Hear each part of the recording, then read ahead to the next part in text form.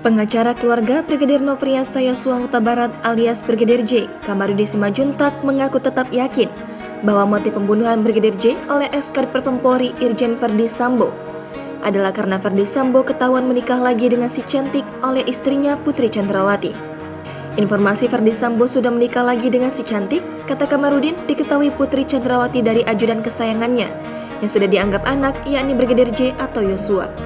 Sehingga menurut Kamarudin, Brigadir J diancam dibunuh sejak Juni 2022 oleh ajudan lain atas suruhan Verdi Sambo akibat telah membocorkan pernikahan siri Verdi Sambo dengan perempuan lain atau si cantik.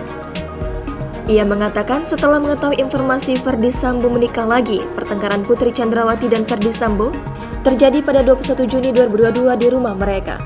Pada 21 Juni 2022 itu, kata Kamarudin, Brigadir J diancam dibunuh karena membocorkan informasi itu ke Putri Chandrawati sehingga Brigadir J menelpon kekasihnya, Vera Simajuntak, untuk curhat.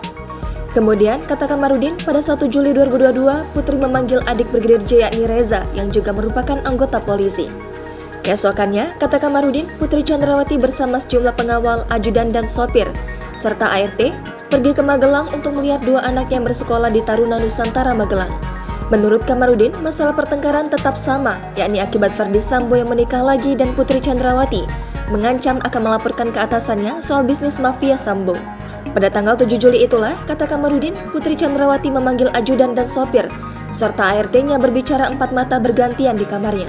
Lalu, keesokan harinya, kata Kamarudin, pada 8 Juli mereka kembali ke Jakarta, dan di rumah dinas Verdi Sambo di Duren 3, Pancoran, Brigadir J dihabisi oleh Verdi Sambo.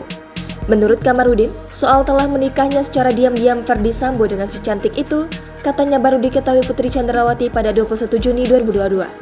Sebab katanya, bagaimana mungkin seorang korban pelecehan seksual memanggil dan meminta pelakunya berbicara empat mata di kamar. Jangan lupa subscribe, share, komen, dan like ya!